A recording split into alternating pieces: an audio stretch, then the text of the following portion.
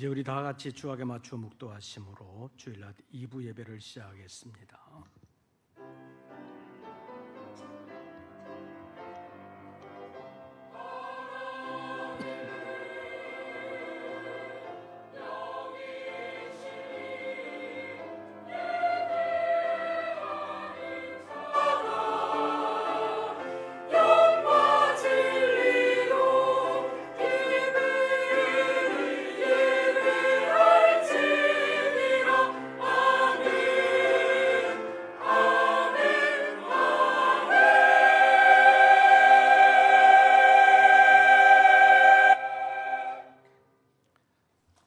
그들이 광야 사막길에서 방황하며 거주할 성읍을 찾지 못하고 줄이고 목이 말라 그들의 영혼이 그들 안에서 피곤하였도다. 이에 그들이 근심 중에 여호와께 부르짖음에 그들의 고통에서 건지시고 또 바른 길로 인도하사 거주할 성읍에 이르게 하셨도다. 여호와의 인자하심과 인생에게 행하신 기적으로 말미암아 그를 찬송할지로다. 하나님은 영이시니 예배하는 자가 영과 진리로 예배할지니라. 아멘. 우리의 피곤함과 어려움을 내버려 두지 아니하시고 찾아오셔서 함께 거하시며 도와주시는 하나님 감사합니다. 지나간 한 주간 동안의 구체적인 삶의 현장에서도 저희들을 지켜주실 뿐만 아니라 우리의 생명과 건강을 주셔서 주의 날 예배할 수 있도록 인도해 주심을 감사합니다.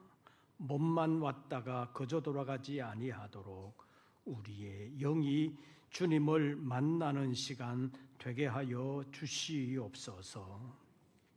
예배를 통하여 드려지는 모든 감사와 찬송과 영광을 주님 홀로 받으시옵소서. 우리 주 예수 그리스도의 이름으로 기원하옵나이다. 아멘. 사도신경 3번역본으로 우리의 신앙을 함께 고백하겠습니다. 나는 전능하신 아버지 하나님 천지의 창조주를 믿습니다. 나는 그의 유일하신 아들 우리 주 예수 그리스도를 믿습니다. 그는 성령으로 잉태되어 동정녀 마리아에게서 나시고 본디오 빌라도에게 고난을 받아 십자가에 못 박혀 죽으시고 장사된 지 사흘 만에 죽은 자 가운데서 다시 살아나셨으며 하늘에 오르시어 전능하신 아버지 하나님 우편에 앉아 계시다가 거기로부터 살아있는 자와 죽은 자를 심판하러 오십니다. 나는 성령을 믿으며 거룩한 공교회와 성도의 교제와 죄를 용서받는 것과 몸의 부활과 영생을 믿습니다. 아멘. 찬송가 24장을 함께 부르시겠습니다.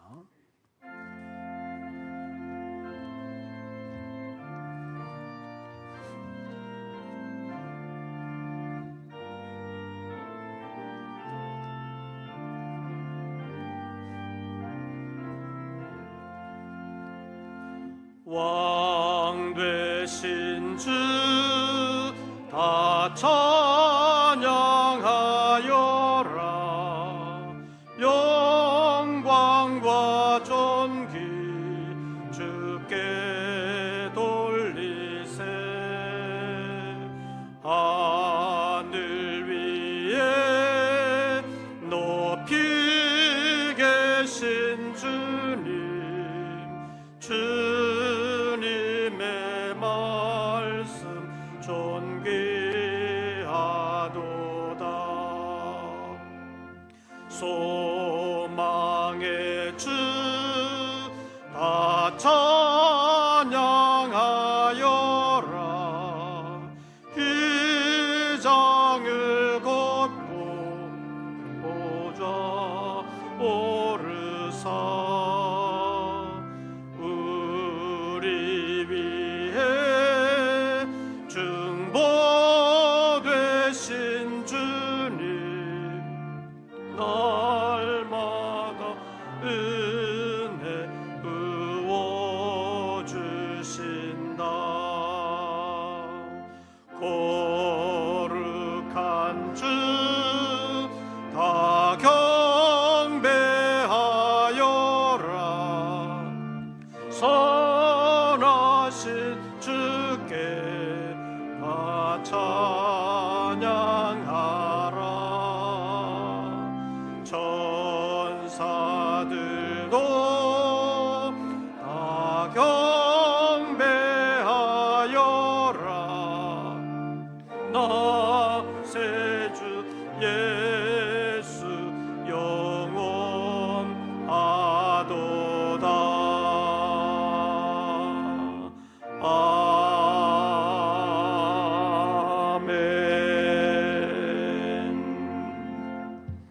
오늘의 성시교독은 85번입니다.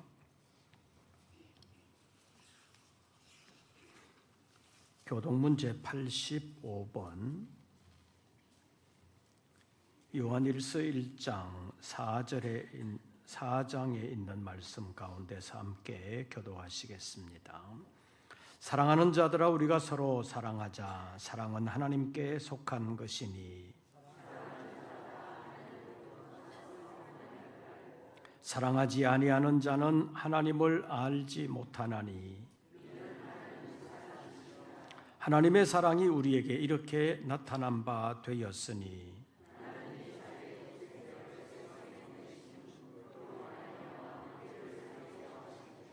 사랑은 여기 있으니 우리가 하나님을 사랑한 것이 아니요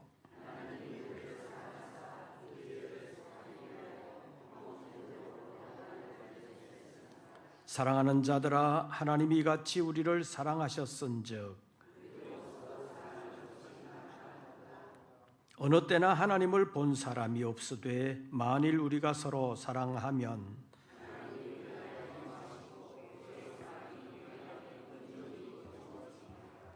아멘. 이제 2부 예배를 위하여 김영복 장로님 기도하시겠습니다.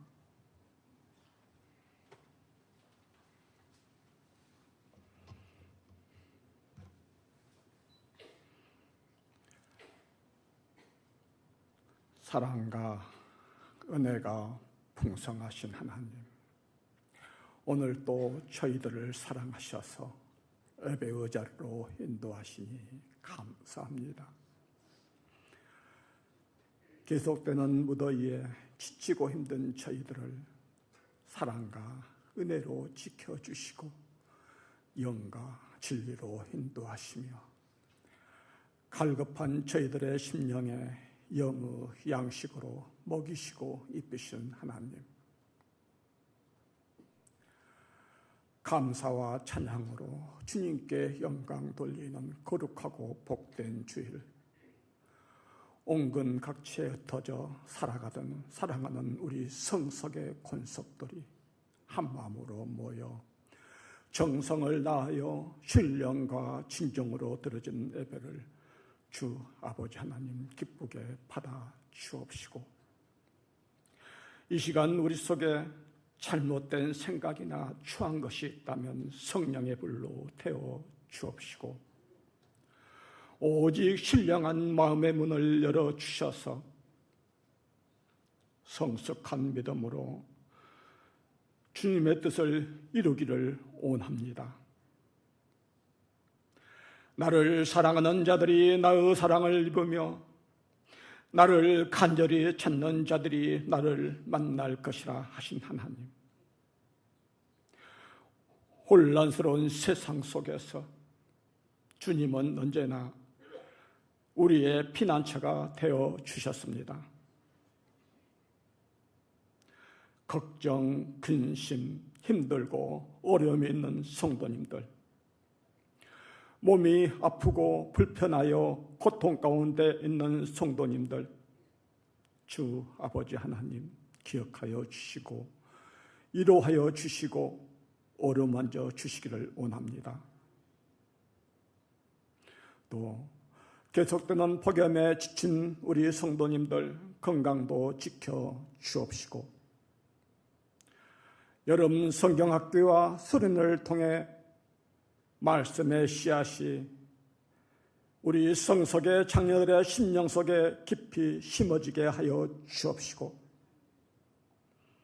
말씀과 헌신, 봉사, 수고하는 손길들 주님 기억하여 주시사 영육의 강건함 주옵시고 성령 충만한 은혜 부어 주시기를 원합니다. 이 시간도 주님의 귀한 말씀 대언하시는 목사님, 성령의 능력의 진리의 권세의 말씀을 주옵시고, 주시는 말씀 저희들은 간절한 마음으로 받고 은혜가 충만하게 하여 주시옵소서. 그래서 보지 않고도 믿는 믿음, 듣지 않고도 믿는 믿음, 오직 주 예수 그리스도의 십자가 붙들고 날마다 신실하게 예수님 닮기를 원합니다. 도와주시옵소서. 찬양으로 영광 돌리는 성가대와 기악부 찬양을 희망하여 주옵시고, 듣는 저희들은 큰 은혜가 되게 하여 주옵시고, 휴가철을 맞아 교회를 떠나 있는 성도님들 어디에 있든지 주님의 날, 주님의 전을 기억하게 해 주옵시고 예배의 자리를 인도하여 주시기를 원하오며, 오늘 또 살아계셔서 우리의 선한 목자가 되시는 존귀하신 예수님의 이름으로 기도드렸습니다.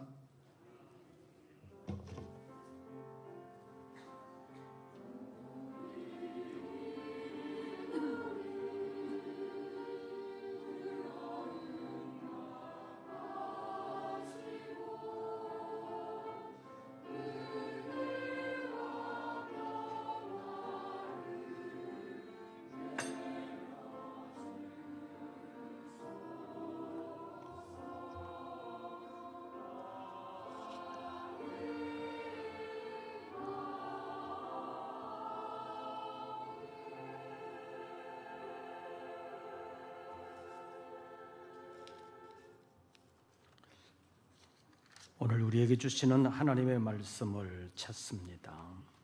요한복음 제7장입니다. 요한복음 제7장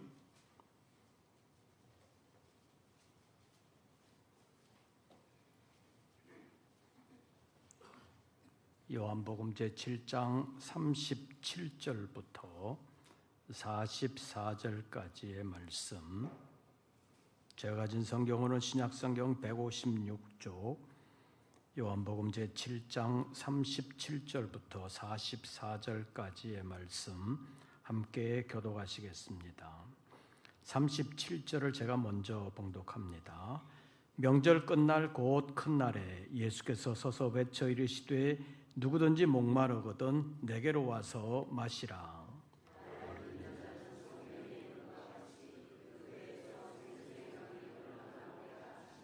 이는 그를 믿는 자들이 받을 성령을 가리켜 말씀하신 것이라. 예수께서 아직 영광을 받지 않으셨으므로 성령이 아직 그들에게 계시지 아니하시더라.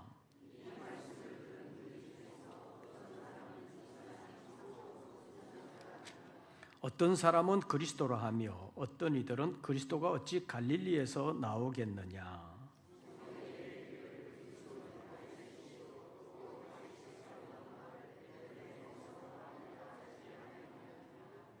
예수로 말미암아 무리 중에서 쟁론이 되니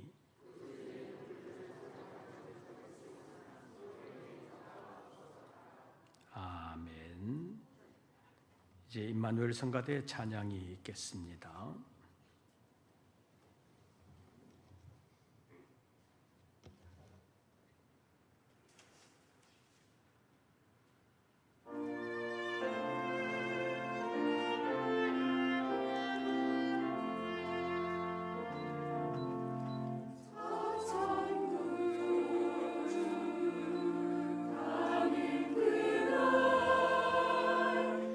나는 기쁨으로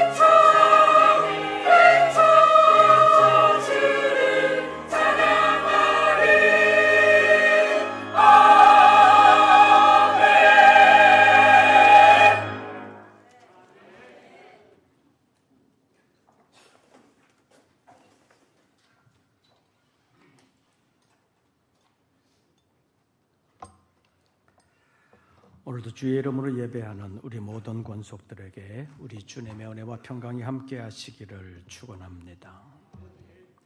무더위 한 주간 잘 지내셨어요? 더워서 잠 못 주무시는 분들도 있을 텐데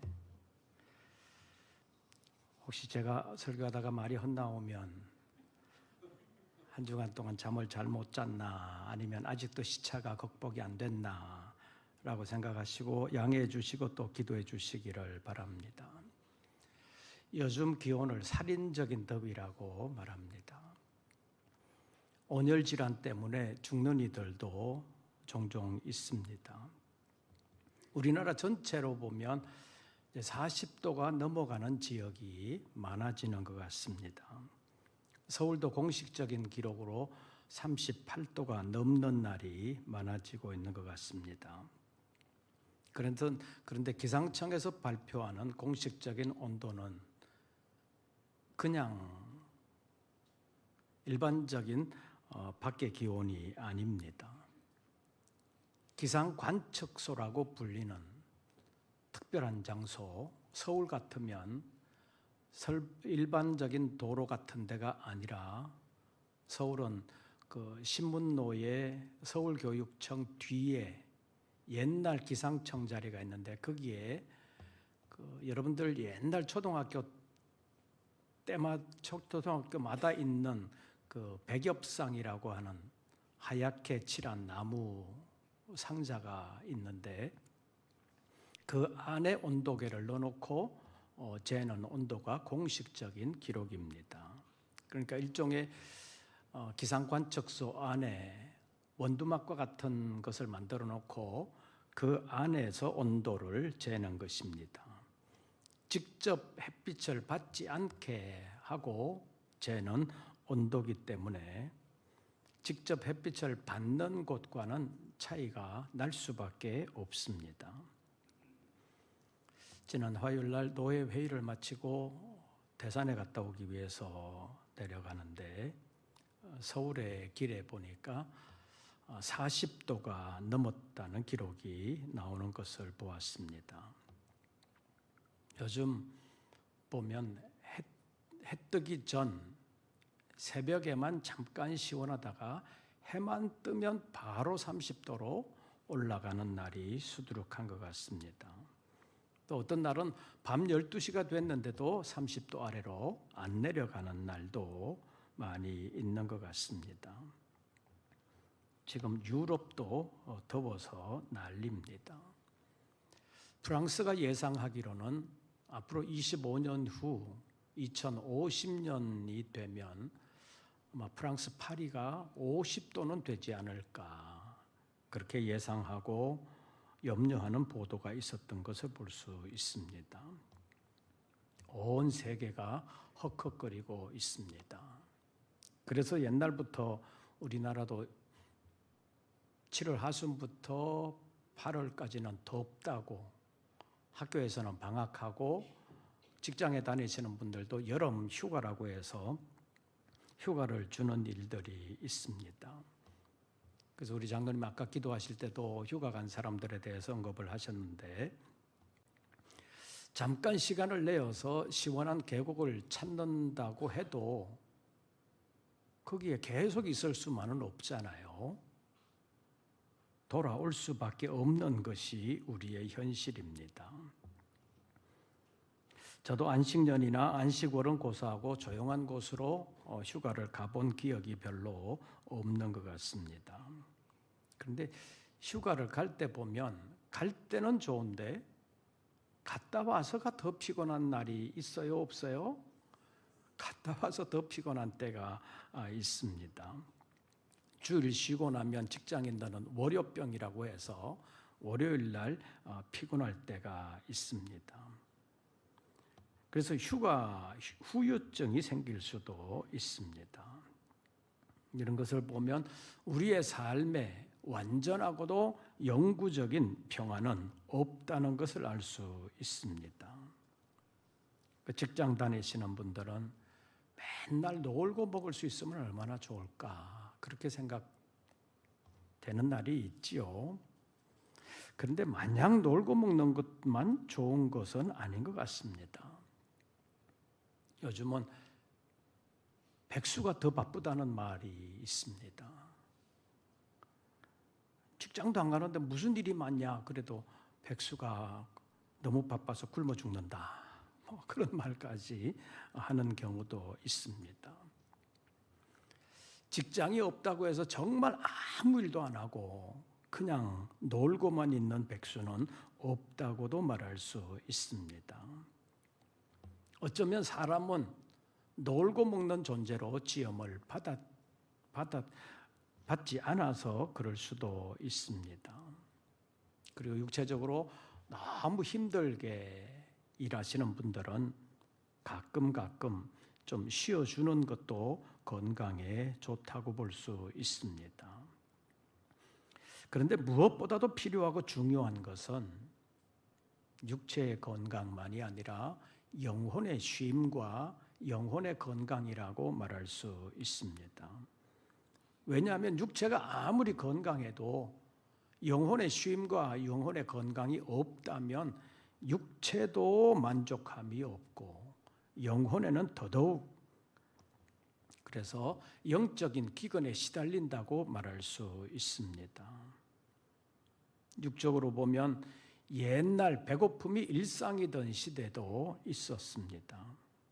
그때는 좀 쌀밥을 배불리 먹어봤으면 좋겠다. 그런 때가 있었습니다. 그래서 그때는 먹고 죽어도 일단은 먹어봤으면 좋겠다. 그런 생각이 있었습니다. 그래서 그때는 먹고 죽은 귀신은 때깔도 곱다. 그러면서 일단은 먹고 보자. 그런 말까지 나왔습니다. 예전에 탈북자들도 배부른 게 뭐냐, 맛있는 게 뭐냐, 그러면서 일단은 배부르게 먹을 수 있으면 좋겠다는 말들을 했었습니다. 그런데 요즘 우리나라에는 일부러 굶는 사람들이 많잖아요. 다이어트라고 해서 먹고 싶은 것 있고 먹을 수도 있는데도 불구하고 먹지 않는 사람들이 있습니다. 그런 사람들의 고통 또한 무시할 수 없는 세상이 되었습니다. 그런 세상에 사는 우리가 지난주에는 살리는 것은 영이니 이런 제목으로 말씀을 살펴보면서 영의 양식과 육의 양식에 대하여 좀 생각을 했습니다. 지난주 청년회와 함께하는 수련회 주일로 지키면서 1부 예배는 설교를 제대로 했는데 2부 때는 시간이 좀 부족해서 길게 말씀은 드리지 못했는데 기억을 한번 되살려 볼까요? 지난주 제목은 살리는 것은 영이니, 그 다음은 뭐였지요? 제목 말고 제목은 살리는 것은 영이니, 그 다음에 하나님의 말씀으로 보면 살리는 것은 영이니, 그 다음에는 일주일이나 됐는데 뭐 기억이 나겠어요. 살리는 것은 영이니 육은 무익하니라. 그 다음에 예수님께서 무슨 말씀을 하셨느냐면 내가 너희에게 이런 말은 영이요 생명이라 이렇게 말씀하셨습니다. 그래서 요한복음 6장에 있는 말씀을 간단하게 줄여서 말하면 내게로 와서 먹으라. 와서 먹되 육의 양식만 말고 영의 양식을 먹어야 된다라는 말씀을 주셨습니다. 육을 위한 양식이라면 하나님의 기적의 음식이라고 말할 수 있는 광야의 만나를 먹은 이스라엘 조상들도 다 죽지 않았냐. 그러니까 육을 위한 기적만 추구하지 말고 영의 양식을 먹으라. 그래서 지난주에 영의 양식에 대하여 살펴봤습니다. 그런데 오늘 본문에서는 누구든지 목마르거든 내게로 와서 마시라고 말씀하고 있습니다. 그래서 지난주일과 관련해서 말씀드린다면 지난주에는 내게로 와서 먹으라 이렇게 말씀하셨다면 오늘은 내게로 와서 마시라라고 말씀하신다는 것을 살펴보려고 합니다. 무엇을 먹을까, 무엇을 마실까 염려하는 세상을 향하여 주님은 내게로 와서 먹고 내게로 와서 마시라고 말씀하고 있습니다. 그래서 오늘은 지난 주일에 이어서 내게로 와서 마시라는 제목으로 잠깐 말씀을 살펴보려고 합니다. 첫째로 세상은 예수님을 죽이려고 하는데 예수님은 세상을 살리려고 하신다는 사실을 우리가 잊으면 안 됩니다. 본문의 말씀은 예수님의 마지막 초막절이라는 명절을 배경으로 하고 있습니다. 다시 말하면 예수님께서 십자가에 돌아가시기 전 6, 7개월 전쯤 되는 때를 배경으로 하고 있다는 것입니다. 그래서 이때 이미 상당수의 사람들은 예수를 죽여야 된다라는 생각을 가지고 있었고 실제적으로 예수를 죽이려고 하는 업무가 상당히 진행되어 있었다는 사실을 알 수 있습니다. 그래서 당국자들뿐만 아니라 일반인들도 바리새인들이나 대제사장들을 비롯한 당국자들이 예수를 죽이려고 한다는 사실을 알고 있었다고 볼 수 있습니다. 요한복음 7장 25절에서 27절까지의 말씀에 보면 예수님께서 예루살렘 성전에서 복음을 전하실 때 어떤 사람이 말한 것을 기록하고 있습니다. 25절 말씀을 한번 보시지요.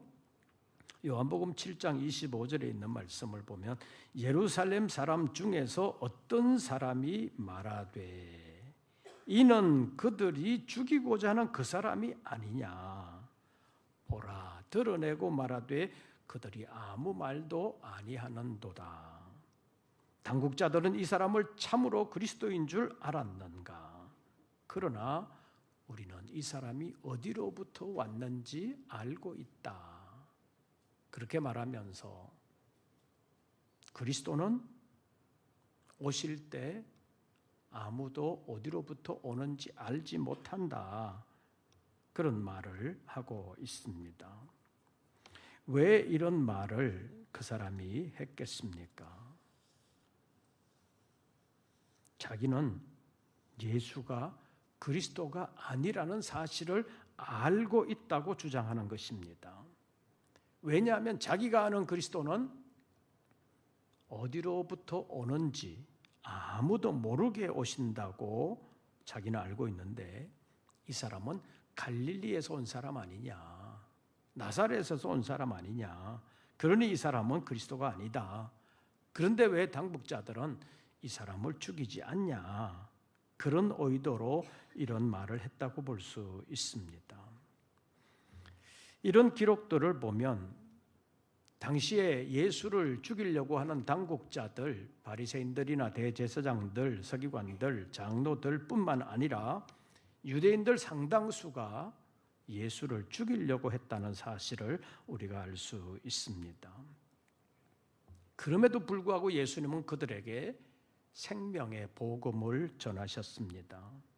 갈릴리에서도 전하셨고 자기를 죽이려고 하는 사람들이 버글버글한 예루살렘에서도 전하셨습니다. 인간적으로 보면 배신감 때문에 저것들을 어떻게 벌할까 그런 궁리를 하셔야 될 것 같은데 예수님은 그들에게 생명의 복음을 전하셨습니다. 요한복음 제6장에 있는 말씀을 보면 지난주에 살펴본 것처럼 오병이어의 기적이라고 하는 보리떡 5개와 물고기 2마리로 여자들과 아이들을 제외하고도 5,000명이나 되는 사람들을 먹이셨는데 그 많은 사람들을 배불리 먹이셨는데 먹이시고 난 후에 떠나갈 것을 예수님은 미리 아셨을 것입니다. 떡을 만들어 주고서 먹여도 저것들이 나를 떠날 건데 그런 것을 아셨을 것입니다. 그럼에도 불구하고 그들에게 기적의 떡을 먹이시고 복음을 전하셨습니다. 우리 같으면 그렇게 할 수 있겠습니까? 내가 암만 잘해도 저거는 떠날 건데, 도망갈 건데, 나를 배신할 건데, 이런 생각이 들면 잘해주고 싶은 마음이 생기겠어요? 안 생기겠어요? 아마 생기지 않을 것입니다. 우리 같으면 묵묵히 그들을 향하여 기적의 떡을 먹이시고 복음을 전하는 일을 계속할 수 없었을 것입니다. 그러나 예수님은 그렇게 하셨습니다. 많은 순교자들도 그렇게 했습니다.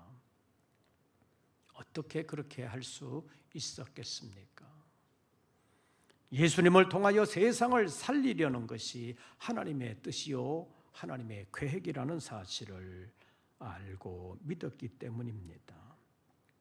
그래서 요한복음 3장 16절에서 하나님이 세상을 이처럼 사랑하사 누구를 주셨으니 독생자를 주셨으니 이는 그를 믿는 자마다 멸망하지 않고 뭘 얻게 하려 하심이라? 영생을 얻게 하려 하심이라. 세상에 영생을 주시기 위하여 하나님의 아들 예수 그리스도를 보내셨다는 것을 말씀했습니다. 예수님은 세상을 살리기 위해서 하나님의 보내심을 받은 하나님의 아들이십니다. 요한복음 7장 28절과 29절 말씀을 보면 예수님께서 예루살렘 성전에서 말씀하시기를 내가 스스로 온 것이 아니니라 나를 보내신 이는 참되시니 너희는 그를 알지 못하나 나는 그를 아노니 이는 내가 그에게서 났고 그가 나를 보내셨음이라고 말씀하셨습니다. 예수님만이 세상의 구원을 위하여 하나님의 보내심을 받은 하나님의 독생자이십니다. 그래서 예수님 외에는 다른 구원자가 없다는 것입니다. 그 예수께서 세상을 살리시는 방법으로 자신을 내어 주셨습니다. 그래서 요한복음 6장 54절 말씀에 보면 내 살을 먹고 내 피를 마시는 자는 영생을 가졌고 마지막 날에 내가 그를 다시 살리리라고 말씀하셨습니다. 자신의 몸을 십자가에서 내어주실 것과 마지막 날에 그를 부활로 다시 살리실 것을 말씀하신 것입니다. 그래서 우리는 십자가의 그리스도를 잊으면 안 되는 것입니다. 나를 살리기 위하여 자신의 목숨을 내어 주셨기 때문입니다. 두 번째로 예수께서는 생명의 성령, 살리는 성령을 보내주실 것을 오늘 본문에서도 보여주고 있습니다. 37절부터 39절까지의 말씀, 석절 말씀 우리 다 같이 함께 읽어보겠습니다. 37절부터 39절까지 석절 말씀 다 같이 읽습니다. 명절 끝날 곧 큰 날에 예수께서 서서 외쳐 이르시되 누구든지 목마르거든 내게로 와서 마시라. 나를 믿는 자는 성경의 이름과 같이 그 배에서 생수의 강이 흘러나오리라 하시니 이는 그를 믿는 자들이 받을 성령을 가리켜 말씀하신 것이라. 예수께서 아직 영광을 받지 않으셨으므로 성령이 아직 그들에게 계시지 아니하시더라. 아멘. 이 예수님의 말씀대로 성령은 오셨고 예수님의 말씀을 믿고 순종하는 자들에게 성령이 임하셨습니다. 그래서 본문 39절에 보면 성령을 가리켜 뭐라고 말씀하시고 있는지 보시죠. 39절 이는 그를 어떻게 하는 자들이 믿는 자들이 받을 성령 이렇게 말하고 있습니다. 그를 믿는 자들이 받을 성령. 요즘 말로 한다면 교회 교인이라고 해서 다 성령 받는 것이 아니라 그를 뭐하는 자? 믿는 자, 진정으로 믿는 자가 받을 성령이라고 말씀하고 있습니다.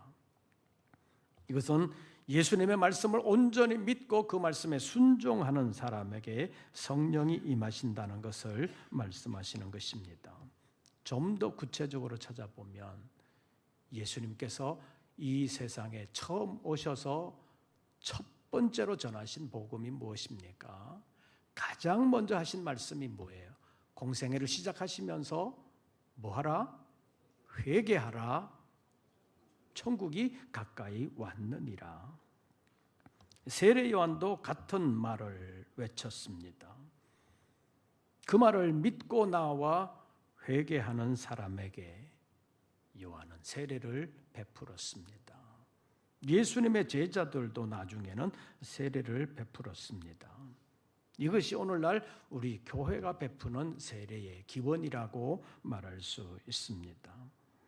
그러나 진정한 회개는 말로나 감정으로만이 아니라 회개에 합당한 열매를 맺는 삶으로 돌아서는 삶, 진리로 성결한 삶을 사는 삶으로 돌아서는 것이라는 것을 우리가 알 수 있습니다.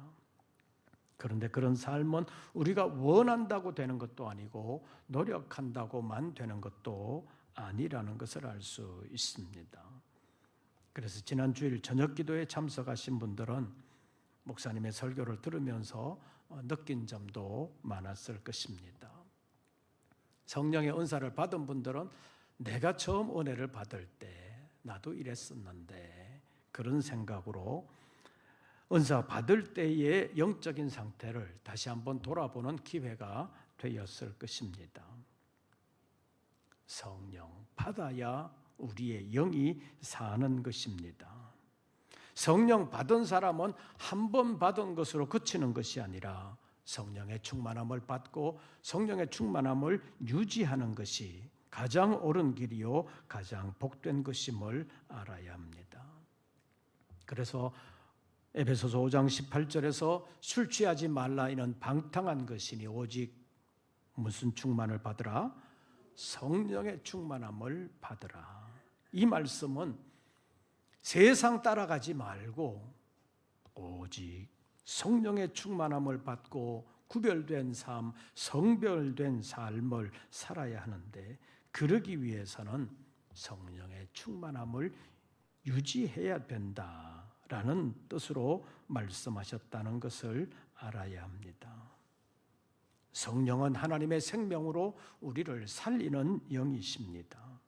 그래서 로마서 8장 1절과 2절에서 이제 그리스도 예수 안에 있는 자는 그리스도 예수 안에 있는 생명의 성령의 법이 죄와 사망의 법에서 우리를 해방시켰다고 말씀하셨습니다.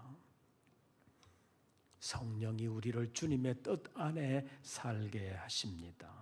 그래서 우리는 성령님을 찾고 성령님을 모시고 성령님의 인도 안에 살아야 한다고 말할 수 있습니다.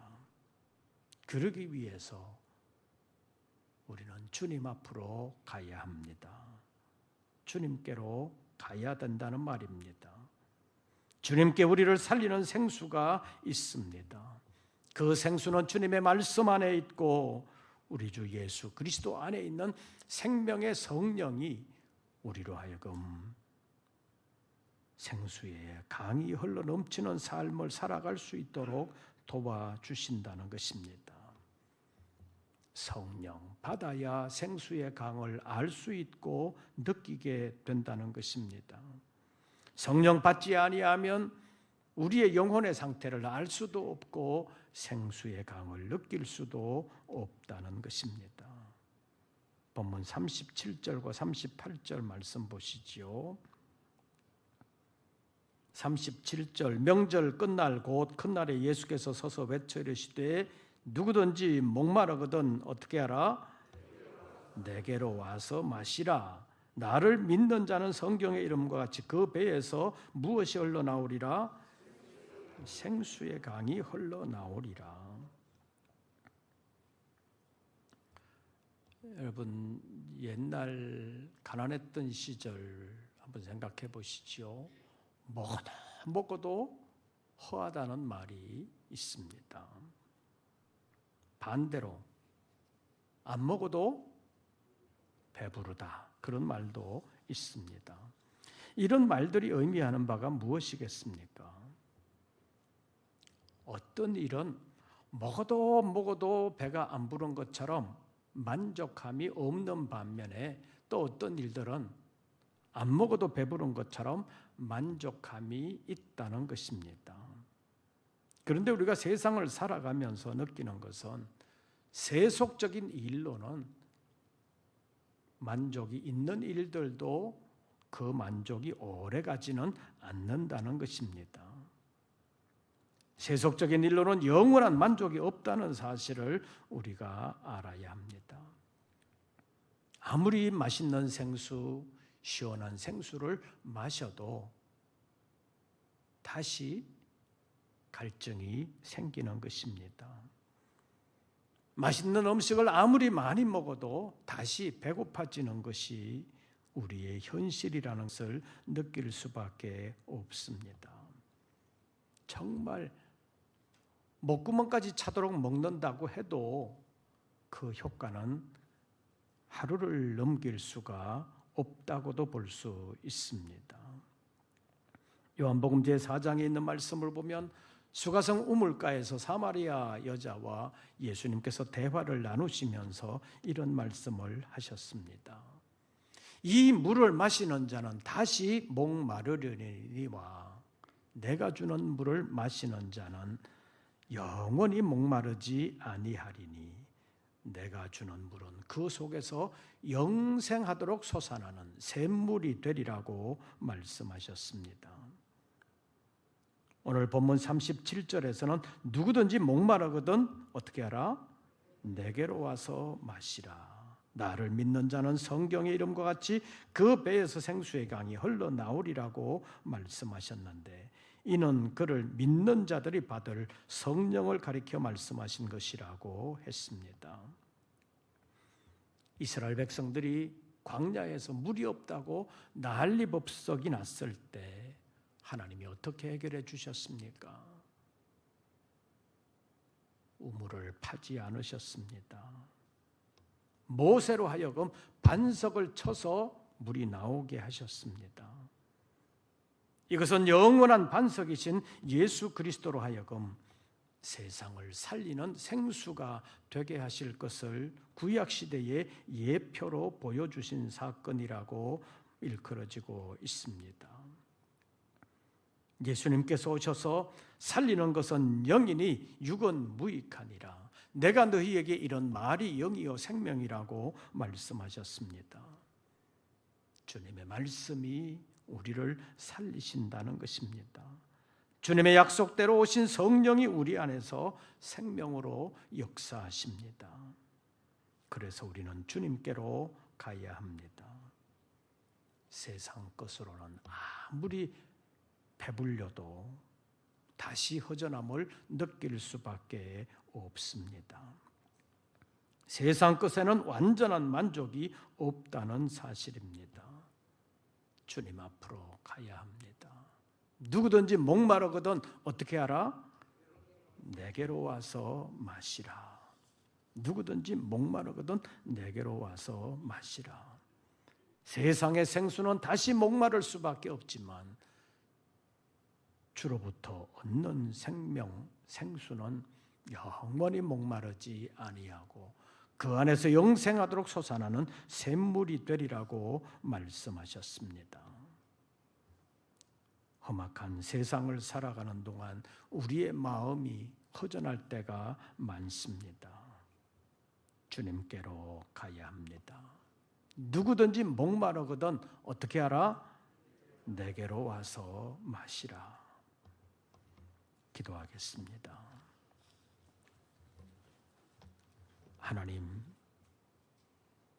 저희들을 주의 전으로 인도해 주셨사오니 몸만 왔다 거저 돌아가는 것이 아니라 우리의 영이 주님을 만나며 생수의 근원이신 하나님 앞에 우리의 영이 주님을 만나 주님의 생명의 생수로 충만하게 되는 은혜를 입게 하여 주시옵소서.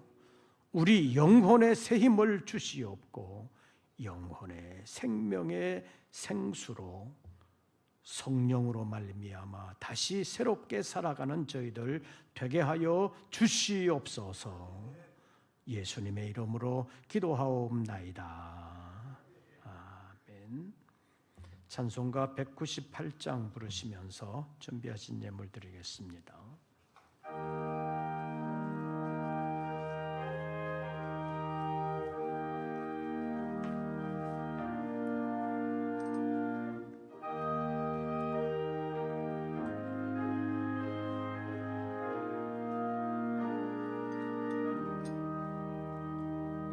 주 예수 해변소 또 그때사 무리를 주신 같이 영생의 양식을 나에게도 풍족히 나누어 주옵소서.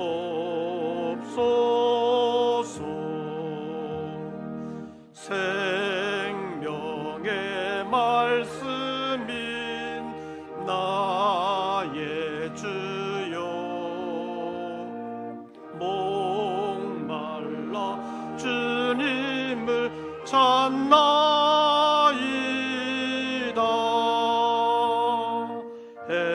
해변소 무리를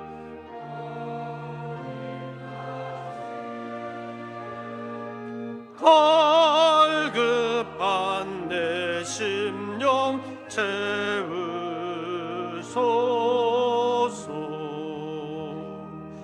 내 주여 진리의 말씀으로 사슬에 얽매인 날 푸시사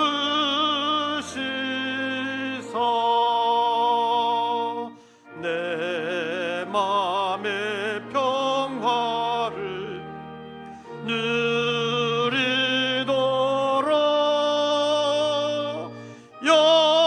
영원한 생명을 주옵.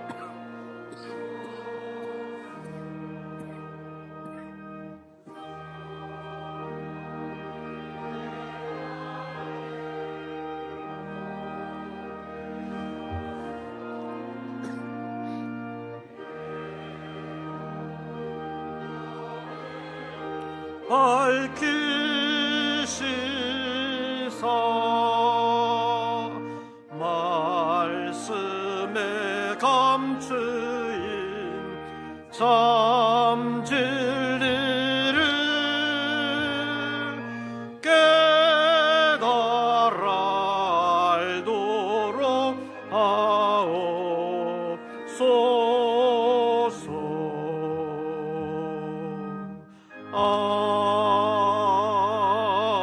아멘. 기도드리겠습니다. 오늘도 저희들을 세상에 버려두지 아니하시고 주님의 전으로 불러 예배하게 하심을 감사합니다. 주의 날 주의 전으로 불러 주셨사오니 우리 모든 권속들의 삶을 새로운 한 주간도 지켜 주시옵소서. 무더운 날씨 가운데 육체도 지켜주실 뿐만 아니라 무엇보다 먼저 그 영혼을 새롭게 하시고 영혼의 안식과 영혼의 새 힘을 부어 주시옵소서. 그리하여 영이 살게 하시고 영이 하나님의 생명으로 하나님의 일을 감당할 수 있는 영의 사람들 되게 하여 주시옵소서. 이 시간 예배하며 정성으로 예물을 올렸습니다. 열심히 수고한 소득의 11조를 주님 앞에 올리며 우리에게 생명을 주신 것도, 건강을 주신 것도, 일터를 주신 것도, 이 일에 열매를 주신 것도 하나님의 은혜인 것을 기억하며 삶의 전폭을 하나님께 맡기는 사랑하는 종들을 늘 지켜주시옵소서. 일국의 대통령도 지킬 수 없는 이 어려운 시대를 만났사오니 하나님께서 우리 모든 권속들을 이 어려운 시기에 잘 버텨내게 하시고 수고하는 것이 헛수고되지 아니하도록 하나님 보장해 주시옵소서. 어려울 때일수록 하나님을 더욱더 의지하게 하시고 하나님께 맡김으로 하나님의 보장과 인도함을 받는 우리 모든 권속들 되게 하여 주시옵소서. 감사 예물과 선교의 예물, 서원했던 예물을 주님 앞에 올립니다. 사랑하는 종들이 믿음으로 승리할 수 있도록 늘 함께하여 주시옵소서. 도와주시옵소서. 사랑하는 종들의 구체적인 삶의 현장에서 그리스도의 향기가 되도록 하나님 역사하여 주시옵소서. 누구든지 목마르거든 내게로 와서 마시라고 하신 주님의 말씀을 기억하고 늘 주님 안에 있게 하시고 주님 안에서 새 힘을 얻는 우리 모든 권속들 되게 하여 주시옵소서. 이제는 우리 구주 예수 그리스도의 은혜와 아버지 하나님의 크신 사랑과 성령님의 교통하심이 무더운 날씨 가운데서도 믿음이 떨어지지 아니하고 믿음 안에서 주님을 찾으며 주님 의지하며 주님 말씀대로 살기를 다시 새롭게 소원하는 우리 모든 권속들 위에 이제부터 영원토록 함께 하시기를 축원하옵나이다. 아멘.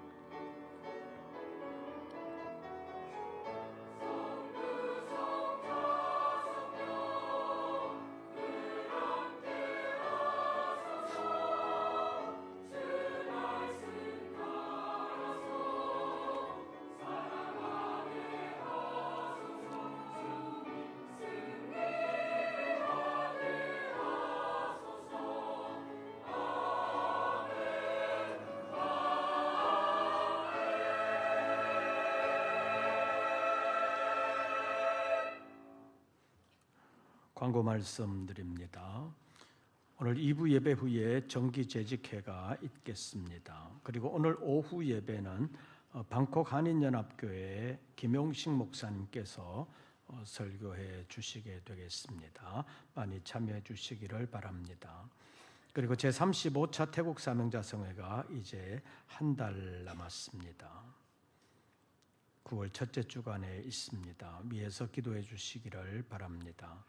교회학교 여름 행사가 이제 유치부와 초등부만 남았습니다. 다음 주일까지 계속될 텐데 위에서 기도해 주시기를 바랍니다. 무더위가 있습니다. 건강에 유의하실 뿐만 아니라 우리의 믿음이 떨어지지 아니하도록 늘 다시 새롭게 하시는 주님의 은혜가 여러분 모두에게 함께 하시기를 바랍니다. 나머지 자세한 광고는 주보를 참고해 주시기를 바랍니다. 새로운 한 주간 주 안에서 평안하시고 승리하시기를 빕니다. 이것으로 2부 예배를 모두 마치겠습니다.